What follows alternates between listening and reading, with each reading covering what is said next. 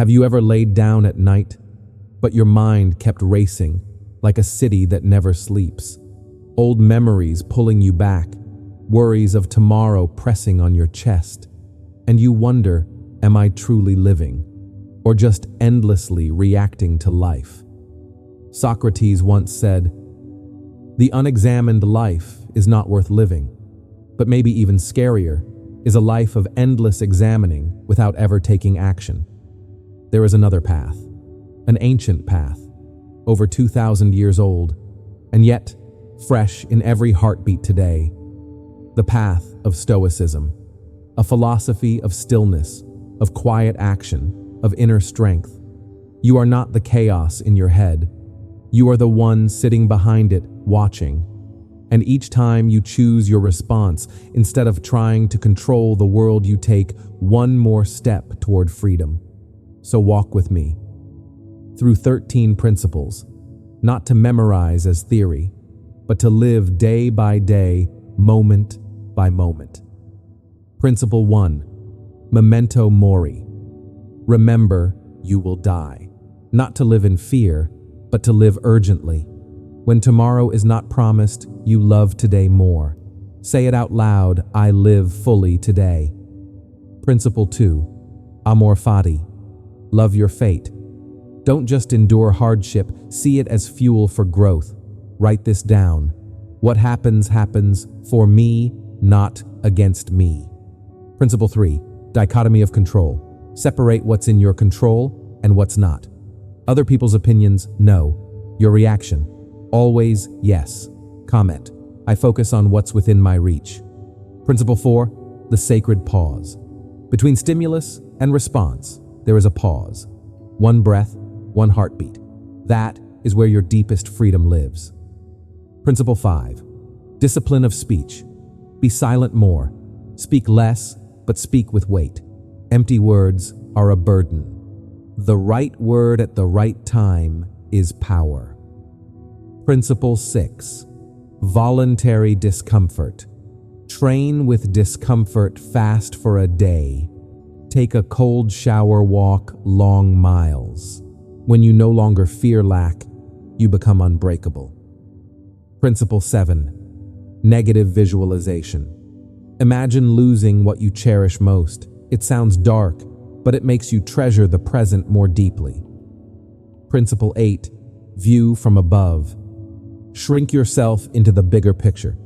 Daily worries turn into a grain of sand in the galaxy. Principle 9, the obstacle is the path. Obstacles don't block the way. They are the way. Each hardship is a workout for your inner muscles. Principle 10, evening reflection. Before bed, ask, what did I do well today? What could I improve? What did I learn? Who am I grateful for? The night will be deeper, and tomorrow you'll be stronger. Principle 11, circle of influence. Stop pouring energy into what you can't touch. Instead, plant seeds in your own small garden. Principle 12, simplicity over vanity. Happiness isn't in the glamorous. It's in the simple, a morning cup of coffee, a friend's smile. Principle 13, live according to your values. Live by what you believe, not by society's expectations, not by others' approval. When you live your values, you build a fortress no one can tear down. These 13 principles are not trophies for display. They are tools for life, like a kitchen knife, like a lantern, like a pair of walking shoes. They only matter if you use them every day. Remember, this time is finite. You can't control everything, but you can always control yourself. And that is enough to change everything. Now choose one principle, just one. Write it down. Practice it today. Then come back and share in the comments. And say it out loud with me, I am the architect of my life. If you want to keep walking this journey with me, hit subscribe. Because life doesn't need noise to transform. Sometimes, the greatest strength is built in silence. Principle 1. Living with the awareness of death. Have you ever stopped and wondered if today might be your last day? A simple meal with family, a quick hug at the door, a word left unsaid. If tonight everything closed forever, would you have regrets? Socrates once said, "The unexamined life is not worth living." But maybe just as frightening is a life spent examining endlessly, yet never truly lived. At first this sounds dark, but it's actually the foundation of Stoicism. The Romans called it memento mori, remember you will die. It can sound like a sentence, but to the Stoics, it's a compass. When death is the inevitable end, the trivial falls away. What remains are only the things worth living for. Imagine standing in a cluttered kitchen, dishes, papers, belongings scattered everywhere, and suddenly someone tells you, you have 1 hour before this house collapses. What would you do? You wouldn't care about every speck of dust. You would choose only what truly matters to carry with you. Life works the same way. Memento mori is that reminder to clear your mind the way you'd clear that kitchen when time runs short. Marcus Aurelius, the philosopher king, once wrote, "Think of each day as a complete life. If you live it right, one day is enough." I think about mornings I've wasted, scrolling mindlessly on my phone for hours, and then realizing I just lost a piece of my life I'll never get back. And you? How many times have you meant to say thank you, but waited for tomorrow? How many times did you want to start that small project, but kept delaying for the perfect time? If today were your last, what would you regret? Memento mori is not meant to terrify. It's meant to set you free. When you know time is finite, you stop caring so much about what others think. You stop chasing after glitter and glamour, and you begin to notice the value in a hot cup of coffee, a simple conversation, a hug that lingers just a little longer. And the practice. It's simple. Each morning, look in the mirror and ask, if today were my last, how would I live it well? Each evening before bed, remind yourself, if tomorrow never comes, am I at peace with how I live today? This isn't pessimism. It's awareness. It's like hitting reset on a phone clogged with junk, clearing the memory so the system runs light and free. Memento mori is the first Stoic principle. It doesn't force you to fear death. It forces you to wake up to life. You cannot extend time, but you can deepen every moment. And when you do, you begin to rebuild your life on the strongest foundation. Try it right now. Say it out loud, or write it down. If death is right behind me, how will I live today to be worthy? Post it in the comments. Turn it into a promise to yourself. And if you want to walk with me through the rest of this journey through the 12 other Stoic principles, hit subscribe. Because sometimes you don't need to change the whole world.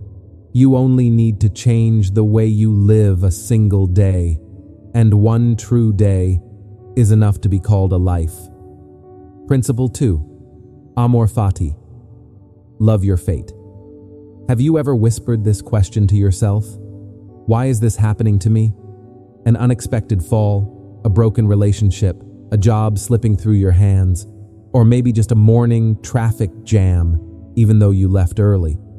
In those moments, life feels like a traitor.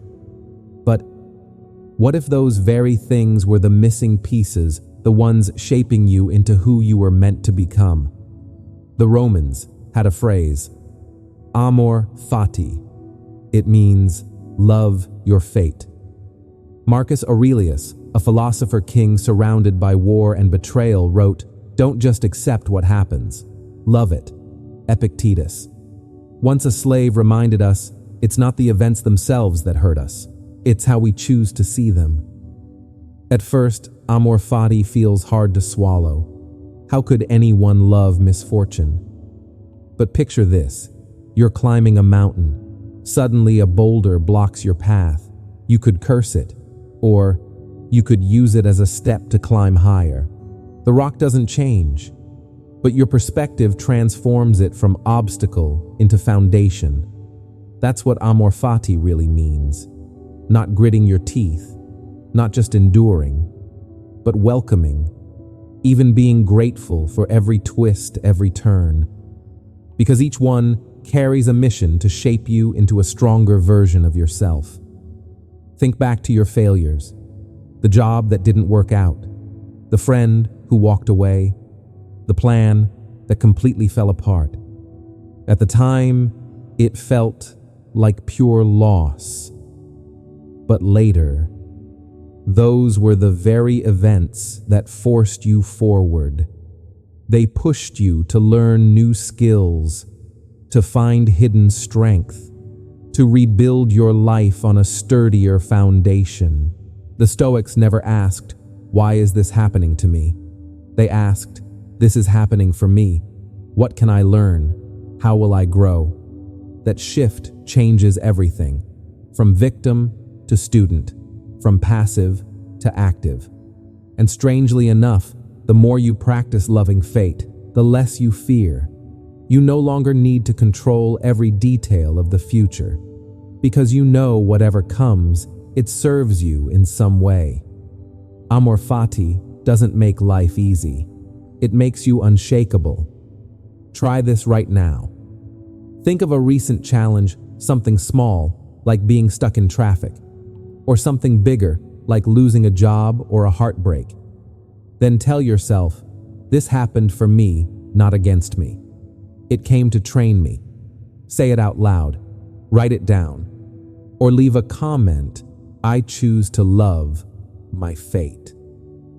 When you do this, you stop running from destiny. You begin walking with it. And on that path, every setback becomes fuel to make you burn brighter. If you want to continue with me through all 13 Stoic principles, hit subscribe, because you don't need to change your fate. You only need to change the way you walk with it. Principle 3, the dichotomy of control. Have you ever felt exhausted from trying to control things that were never yours to control? Trying to make everyone like you, trying to predict every twist of the future, trying to keep everything perfect at home, at work, even online. And then you're disappointed, you're drained, sometimes even angry at yourself. But what if I told you most of those worries were never yours to control in the first place? The Stoics called this the dichotomy of control, a simple division. Everything in life falls into two groups: things within your control and things completely outside your control. Think about the weather. You can pray for sunshine, but the rain still falls. Think about other people's opinions. You can try to please them, but they still get to judge in their own way. Or the future. You can plan every detail step by step, but life will still throw surprises at you. All of that outside your control. And when you obsess over it, you're handing away your peace to things you could never hold. But then there's the other group. Smaller, yes, but this is the territory of true freedom. You can control your thoughts. You can choose your response. You can decide your actions, your effort, and the values you live by. This is your true domain. Epictetus, a Stoic philosopher once born a slave, said, "It's not the events themselves that disturb us, but the way we look at them." He couldn't control his status as a slave, but he could control his attitude, his dignity. And from that choice, his philosophy still lives today. A simple exercise. Grab a piece of paper. Draw 2 columns. One side within my control, the other outside my control. Now, take any worry and place it in one of the two. For example, your boss is upset with you today, outside your control. Your reaction to it, inside your control. The economy is unstable. Outside. Your discipline to save, learn, adapt. Inside. When you see it clearly, something shifts. Anxiety fades because you've stopped fighting impossible battles. Effectiveness rises because all your energy goes to what matters. Relationships improve because you stop trying to control others and start respecting their freedom. And most of all, your confidence grows because you're living inside the zone of real power. The dichotomy of control is not surrender. It's strategy. It's focus. You stop shooting arrows into the dark. You start aiming at the real target. Try it today. Write down 3 worries on your mind. Place each into the 2 columns. Act on the first. Release the second. And to anchor this, say it out loud with me. I focus on what I can control. I let go of the rest. Write it down.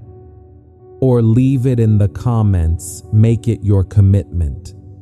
And if this principle resonates with you, subscribe. Because the Stoic path continues step by step, reorganizing life quietly, but with immense strength. Principle 4, the sacred pause. Have you ever said something in anger and regretted it the moment the words left your mouth? A careless comment to someone you love. A rushed email fired off in frustration. A quick decision that kept you awake for nights. And you whispered to yourself, if only I had paused. Just for 1 second. Viktor Frankl, who survived the concentration camps, once wrote, between stimulus and response, there is a space. In that space lies our power and our freedom. The Stoics knew this thousands of years ago. They taught it's not the events that hurt us. It's how we respond that shapes our fate. Picture this. You're driving on the freeway. Someone cuts you off. Your heart races. Your blood rushes hot. You want to slam the horn. Shout something out the window. That's instinct. But what if in that very moment, you take a single deep breath? Just one. You've created a pause. And inside that pause, there are countless roads. You can choose anger. You can choose calm. You can even choose compassion. Or you can simply keep driving in silence. The event doesn't change, but your inner world does. Epictetus said, it's not what happens to you that matters, but how you respond. The sacred pause is where that truth comes alive. It may last only 1 breath, but its power is infinite. Think about your closest relationships. A spouse says something that cuts deep. A coworker criticizes harshly. A child talks back at the dinner table. You could strike back instantly, escalate the tension. Or you could pause, breathe in, and ask yourself, which response serves me best right now? Which response reflects the person I want to be? The pause doesn't kill your emotions. It gives them space to settle before you act. It turns reflex into choice. And when you practice this habit, something shifts. You feel freer.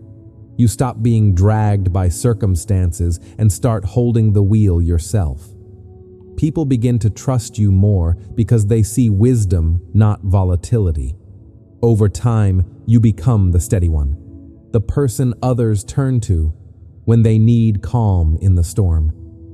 The sacred pause may sound small, but it's the thin line between a life ruled by circumstance and a life ruled by your own choices. Try it today. When your phone buzzes, don't rush to check. Breathe first. When someone irritates you, count to 3 before you answer. When anger rises, ask, does this response really serve me? And to lock it in, say it out loud with me. I choose to respond with clarity, not with impulse. Write it down, or drop it in the comments as your reminder.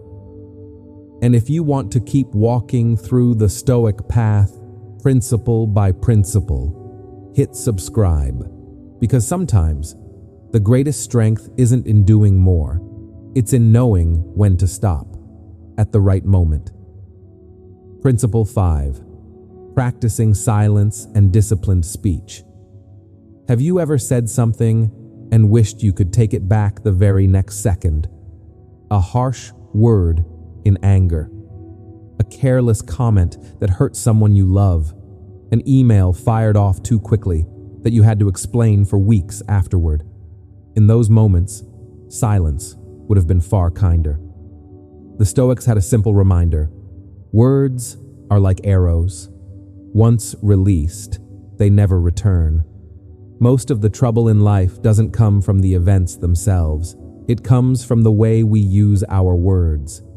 A small argument grows into a lasting rift because of one uncontrolled sentence. A friendship cracks after years because of a single remark in a heated moment. Anger passes quickly, but the scars words leave behind can last for years. Marcus Aurelius wrote in his journal, "Let your words be simple, honest, and necessary. No more." It sounds strict, but picture a room. If it's cluttered with furniture, you can't breathe. If it holds only what's essential, the space feels open and clear. Words are the same. When you strip away the excess, they gain clarity and weight. The Stoics had a golden rule: speak less, speak truth, speak only when it truly matters. Before you open your mouth, pause and ask, is this necessary? Does it add value? Or am I just venting? Would silence be better right now? Think about familiar situations. Someone insults you. The reflex is to snap back, but sometimes silence is the stronger response. It isn't weakness, it's self-mastery. You refuse to let someone else dictate your emotions. And here's the paradox. Selective silence builds credibility. The one who talks all the time may not be heard, but the one who stays quiet and speaks only when needed, their words carry farther. Picture a meeting. Someone dominates the room, talking nonstop. You meanwhile wait and listen, and when you finally speak, the room falls silent because they know your words matter. That's the power of discipline. Words can build. They can also destroy. They can be light, or they can cut like knives. And you are the one holding the bow. Practice. Today, choose one situation where you often lose control. When you feel the urge to react, take a breath and ask, does this really need to be said? If the answer is no, smile and stay silent. And to anchor it, say it out loud with me. I choose words of value. I stay silent when silence serves better. Write that down, or drop it in the comments to remind yourself. And if you want to keep walking this Stoic journey with me through the next principles, hit subscribe. Because sometimes the greatest strength isn't found in what we say. It's found in what we are brave enough not to say. Principle 6. Voluntary discomfort. Have you noticed we often fear the things we've never actually faced? Fear of losing money, fear of losing a job, fear that one day the comforts around us might disappear. But think about it. If you've walked through hardship before, if you've lived simply even for a while, would you still be afraid? Seneca, the Roman philosopher, once wrote, practice poverty, wear rough clothes, eat the bare minimum, and ask yourself, is this what I feared?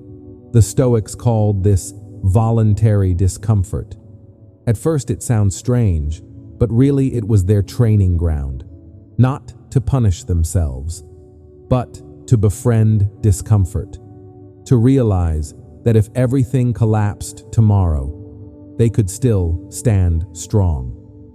Think of an athlete.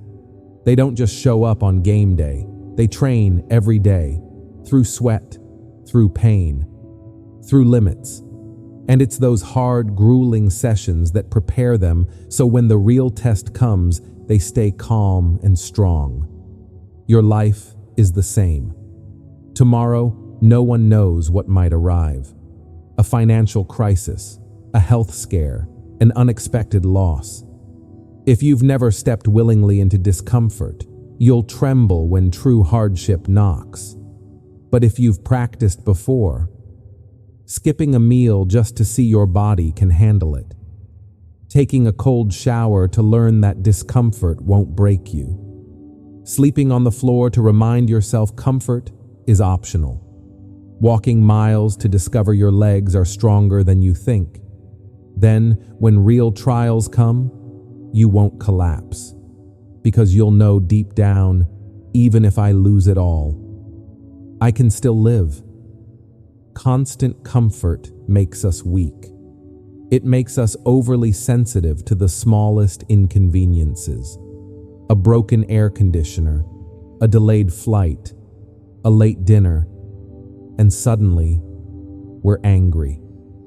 But when we've chosen discomfort before, we learn something powerful. Nothing can destroy inner peace unless we hand it over. Voluntary. Discomfort doesn't make life worse. It makes you stronger, more resilient, more free. You grow confident because you know you can adapt. You grow calmer because you're no longer chained to comfort. Practice this week. Take a cold shower, skip breakfast, or put your phone down for an entire day. And as you do, remind yourself, I am training not to fear hardship. Write it down, or comment below. Even if I lose it all, I can still live. That is the Stoic message to carry with you. True peace doesn't come from comfort. It comes from the ability to stand steady in discomfort. If you found this principle useful, hit subscribe and keep walking this Stoic journey with me. Because sometimes, to truly be free, you must be willing to step outside your comfort zone. Principle 7. Negative visualization. Have you ever hugged someone and suddenly thought, what if this is the last time a dinner that feels ordinary? A text left unanswered, a familiar laugh echoing through the house. And in that moment, your chest tightens, your heart aches. But at the same time, everything feels infinitely more precious. Seneca, the Stoic philosopher, had a strange habit. He imagined loss, not to spread fear, but to remind himself everything is temporary. The Stoics called this negative visualization. At first, it sounds dark, but in truth, it's one of the most powerful ways to appreciate life. Most of us live as if things will last forever, that our loved ones will always be here, that health won't fade, that our jobs, our homes, our opportunities will remain. But the truth is simple: nothing lasts. Stoicism doesn't tell us to run from that truth. It tells us to face it. Because only when we accept fragility can we truly be grateful for what is here right now. Try this with me. Imagine waking up tomorrow and your home is gone, or tonight and you can't hear that familiar laugh again. Even imagining it makes the heart sink, but at the same time, it sharpens your vision. Dinner with family is no longer boring. The sound of your child's footsteps is no longer noise, but music. That morning, cup of coffee becomes a gift, not a routine. Seneca once wrote, Nothing shows a steady mind more than being able to sit quietly and appreciate the present as it is. How to practice? It's simple. Once a week, spend a few minutes imagining the loss of something you love. If health were gone tomorrow, how would you honor your body today? If your job disappeared, how would you treasure your skills and connections? If a loved one passed, what would you wish you had said to them now? This isn't about living in fear. It's about being ready. Because loss will come, and when it does, you won't be shattered. You will have already practiced in your mind. You will have built the strength to stand firm, and until that day comes, you will live more fully in every single moment.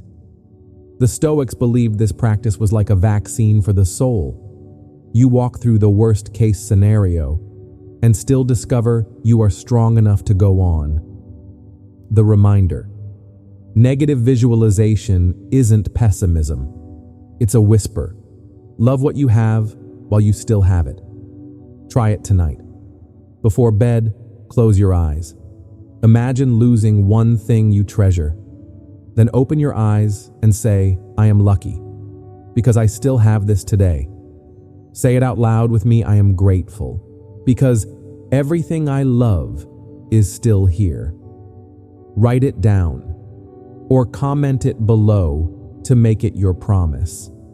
And if you want to keep walking with me through all 13 Stoic principles, hit subscribe, because sometimes to live fully, we just need to remember one truth. Nothing lasts forever. Principle 8. The view from above. Have you ever been consumed by something small, so small, yet it takes over your whole mind? An email of criticism from your boss, a medical bill unpaid, a petty argument at home, and suddenly that one thing feels like your entire world. But what if you stepped back, zoomed out, saw the bigger picture? Would it still feel as heavy? Marcus Aurelius once wrote, "You have power over your mind, not outside events. Realize this, and you will find strength." The Stoics had a practice. They called it the view from above. It sounds simple, but it can change the way you face every challenge. Try this with me. Picture yourself sitting in your familiar room. Now shrink yourself into a single point of light. Lift above the roof. See your whole street, then your city, your country, and finally, Earth itself spinning among billions of stars. From that height, how big is your problem now? Does it still fill the universe, or is it just a grain of sand in an endless desert? This doesn't mean ignoring pain. It means putting it in proportion. When you're stuck in a situation, it's like pressing your face against a painting. Everything is blurry, suffocating. But when you step back, the full picture comes alive. Even modern science agrees. When you shift perspective, the prefrontal cortex, the rational part of your brain, activates. Meanwhile, the amygdala, the fear center, calms down, meaning you panic less and you think more clearly. Real life practice. Think back to your last stressful moment. You were in an argument, both sides tense as a tightrope. What if in that moment you asked yourself, will this matter 5 years from now? Maybe your reaction would have been different. Or try this. If this were my best friend, what advice would I give them instantly? You step outside yourself. You become the observer, and calm returns. The view from above isn't just imagination, it's training for the mind. Practice it often, and you'll stop letting small things dominate your spirit. You'll become more flexible, more clear, more free. The reminder. The view from above teaches us this today's worries. One day will be nothing more than a small dot in memory. So why not see them that way now? Try it today. In traffic, imagine looking at the whole city from above. In an argument, ask, will this matter 5 years from now? When worry rises close, your eyes breathe and picture Earth spinning in the universe. And to seal it in, say this out loud with me: I choose the view from above. I choose clarity over panic. Write it down. Or drop it in the comments to make it your promise. And if you want to keep walking with me through the Stoic journey, hit subscribe. Because sometimes to find peace, you don't need to change the world. You just need to change your perspective. Principle 9. The obstacle is the path. Have you ever faced a challenge and instantly thought, why is this happening to me? A door slams shut, an unexpected failure at work, a twist of fate that shatters all your plans. You feel pushed off your path. But what if the obstacle itself is the path Marcus Aurelius once wrote? What stands in the way becomes the way. The Stoics saw obstacles differently, not as dead ends, but as exercises, as training for the soul and the mind. Think of your muscles in the gym. They don't grow by resting. They grow by pushing against weight, by facing resistance. Life works the same way. Without resistance, our character withers. A familiar example. You lose a job. Your first reaction: fear, anger, even shame. But with a Stoic lens, you might ask, what is this here to teach me? What hidden opportunity lies inside this setback? Maybe it forces you to learn new skills. Maybe it pushes you toward work more aligned with your values. Or maybe it teaches you financial discipline, patience, and resilience. James Stockdale, a U.S. Navy officer imprisoned for years as a POW, once said, "You must never lose faith that you will prevail in the end. But at the same time, you must confront the brutal facts of your reality." He leaned on Stoic philosophy. He turned prison into training for his spirit, and it saved his life. The real question is not, how do I avoid obstacles? It's how do I use them as raw material to grow stronger, turning setbacks into training. Think back to your most recent obstacle, a failed project, a broken relationship, or maybe just sitting in traffic for hours. Instead of complaining, treat it as training. Traffic is practice for patience. Criticism is practice for calmness. Financial stress is practice for creativity and restraint. Each time you're building a new muscle in the gym of life, the reminder obstacle as the path. It sounds like a paradox, but it's this paradox that builds resilience. Obstacles stop being enemies. They become silent teachers. Try it today. Write down one obstacle you're facing right now. Ask yourself, what is this here to teach me? What opportunity hides inside it? Then turn it into a deliberate exercise. And to anchor it, say this out loud with me: every obstacle is a step forward. I train myself through hardship.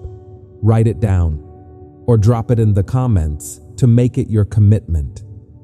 And if you want to keep walking with me on this Stoic journey, hit subscribe, because sometimes the very path you've been searching for is the one blocked by the obstacle in front of you. Principle 10. Evening reflection. Have you ever gone to bed, but your mind just wouldn't stop racing? Old conversations replaying, an unanswered email, a bill still unpaid, worries about tomorrow piling up in the dark. And you think, if only I could close the day more neatly. Seneca, the Stoic philosopher, had a nightly ritual. He would sit down, quietly review the day that had passed, not to punish himself, but to learn. The Stoics called it evening reflection, the art of turning a day gone by into a lesson you carry forward. Seneca once wrote, "When the lights are out, when the house falls silent, I examine my entire day. I hide nothing from myself." He didn't do this to suffer. He did it to grow bit by bit, day by day. Imagine. This each day you live is like a room. If you don't tidy up before bed, you wake up in the same mess tomorrow. Evening.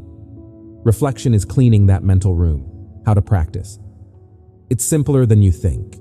Just 4 questions. What did I do well today? What did I do poorly that I want to improve? What did I learn? What am I grateful for? That's it. Just a few lines. Not an essay. The key is honesty with yourself. Example. Today you snapped at a coworker. Instead of ignoring it, you write, "I lost patience. Next time, I want to pause before reacting." In that moment, you plant a seed of change. Or today, you nailed a big task. Don't let that victory slip by. Write, "I succeeded because I prepared well." I'll repeat that. Now your success becomes a formula to repeat. And when you write down gratitude, even something small, your mind shifts. A warm cup of tea, a thoughtful message, a clear blue sky. Suddenly, you see abundance where before you only saw stress. Evening reflection. Doesn't just make you wiser, it helps you sleep better. Because when you've already closed the day with reflection, your mind no longer needs to wrestle with it in your dreams. You drift into rest and wake up lighter, ready for a new day. The reminder, evening reflection teaches us this growth rarely comes from grand events. It comes from repeating one small habit, one evening, one notebook, one honest conversation with yourself. Try it tonight. Before bed, write 4 simple lines: what you did well, what you want to improve, what you learned, and what you're grateful for. Then whisper to yourself, "I grow every day through small lessons." Write it down or comment it below. Make it your promise to yourself.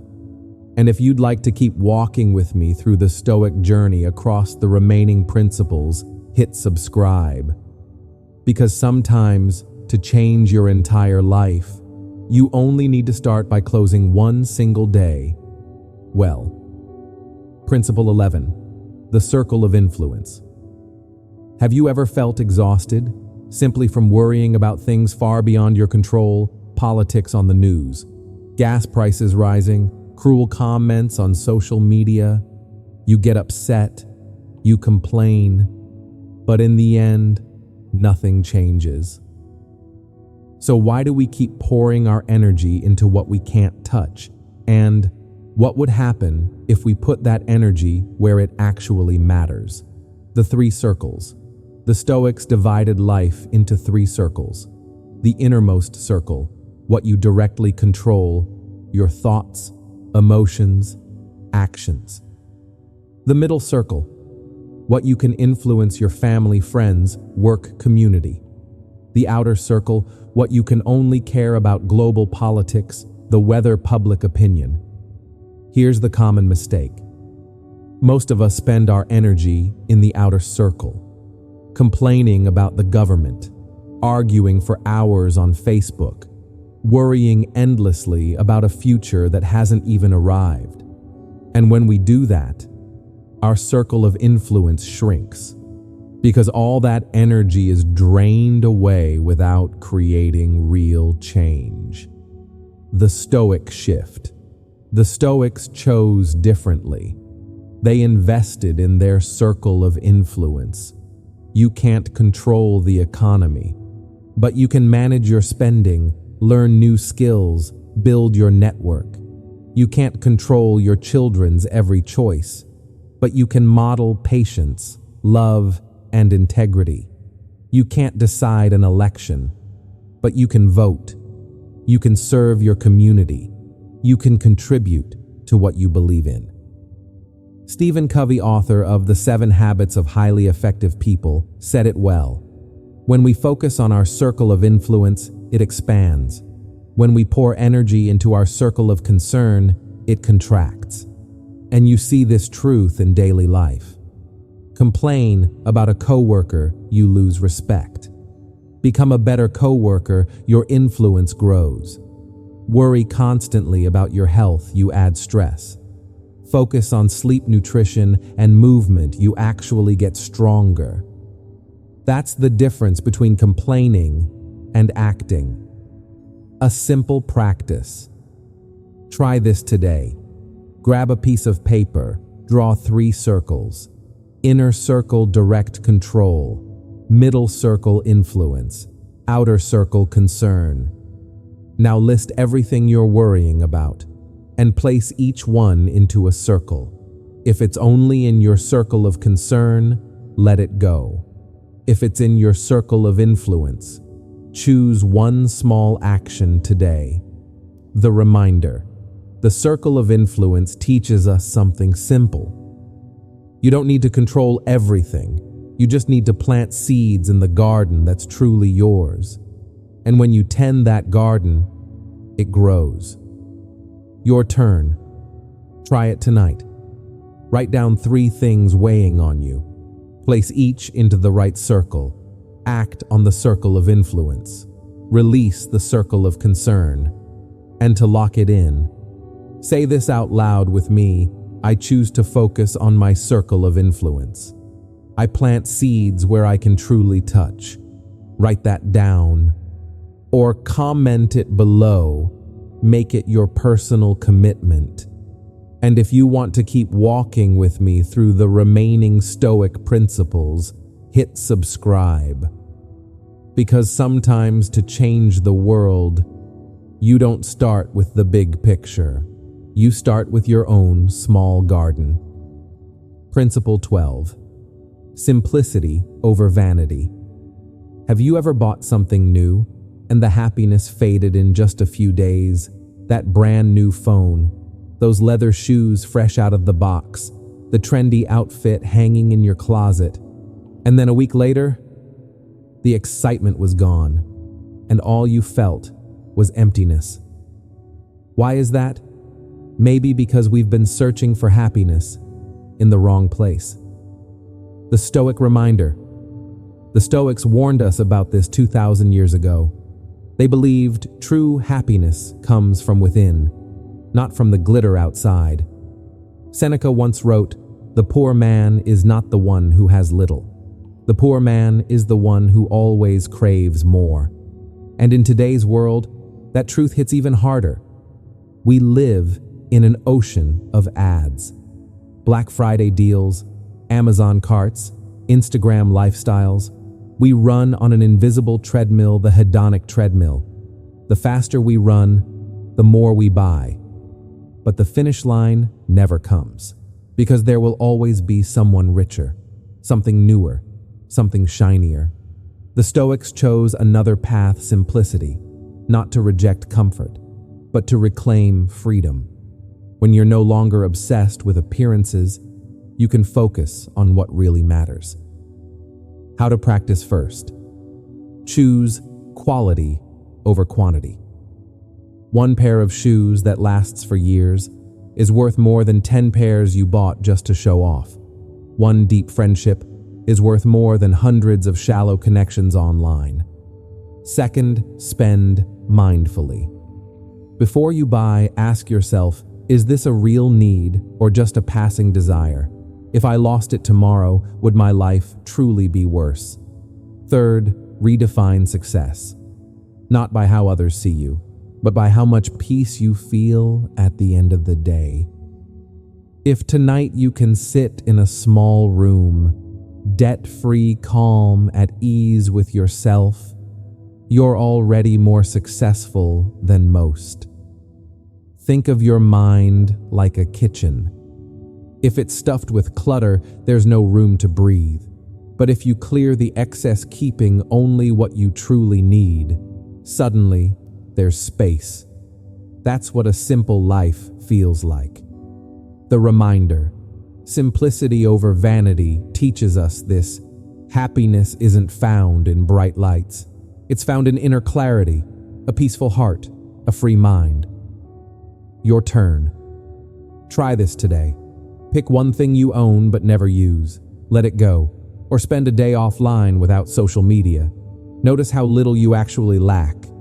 Then tell yourself, I don't need more, I just need enough. Write it down. Or comment it below. Make it your promise. And if you want to walk with me to the final Stoic principle to complete this 13-step journey, hit subscribe. Because sometimes to find freedom, you don't need to add anything. You just need to let go. Principle 13. Live according to your values. Have you ever reached what society calls success and still felt empty inside a high-paying job? A big house with a mortgage hanging over you, the nods of approval from coworkers, neighbors, social media. And yet, in the quiet of night, you ask yourself, is this really the life I want to live? Marcus Aurelius once wrote, the happiness of your life depends on the quality of your thoughts. And that quality comes from one thing, living according to your core values. The Stoic truth. The Stoics believed true freedom doesn't come from wealth or status. It comes from living in alignment with what you know is right.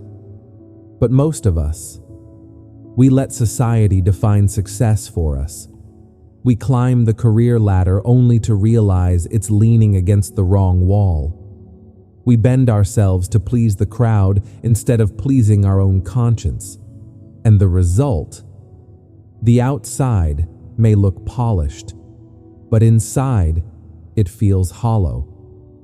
The Stoics pointed to 4 timeless virtues: wisdom, knowing right from wrong; justice, treating others fairly; courage, standing tall in the face of hardship; temperance, practicing self-control and balance. But beyond those, each of us has personal values. For some, it's creativity. For others, family. For others, still freedom, honesty, compassion. The question isn't which values you hold. The question is, are you actually living by them? A simple practice. Try this. Write down your top 5 personal values. For each one, note a small action you can take this week. If health is a value, take a 20-minute walk each day. If family is a value, put your phone away at dinner. If wisdom is a value, read 10 pages of a good book each night. And before every big decision, ask yourself, which choice best reflects my values?